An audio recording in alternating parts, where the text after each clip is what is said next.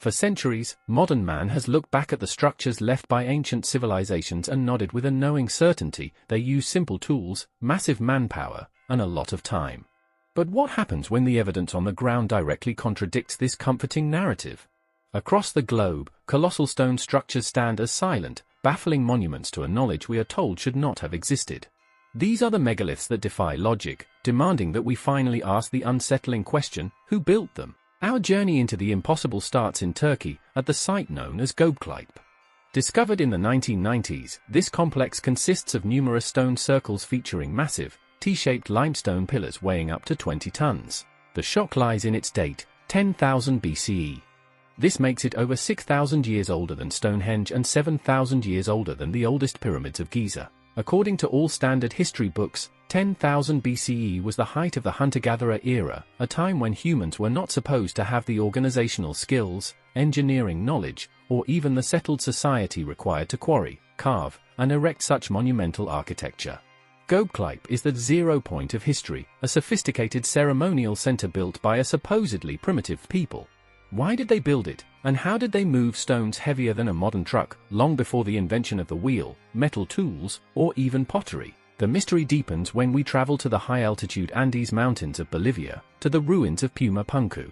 Situated near Lake Titicaca, this site is not famous for its size, but for its insane precision. The ruins are littered with massive blocks of andesite and red sandstone, some weighing over 130 tons, scattered like a child's broken Lego set. What makes them unique are the intricate cuts. We find perfect 90-degree internal angles, drill holes of consistent diameter, and polished surfaces that look as though they were made with laser-guided machinery, not primitive stone tools. The most famous are the H-shaped blocks, components of a modular system that interlock with a precision that modern stonemasons struggle to replicate. These stones are not simply stacked, they were engineered to fit together seamlessly. Traditional archaeology attributes Puma Punku to the Tiwanaku culture, dating it to around 500 to 600 CE. Yet, the catastrophic state of the ruins and the advanced, almost prefabricated nature of the blocks have led many to suggest a much older cataclysm and a forgotten, highly advanced civilization. Finally, we look at the Roman Temple of Jupiter's foundations at Baalbek in Lebanon. While the main structures are Roman, the true mystery lies beneath, in the foundation's platform.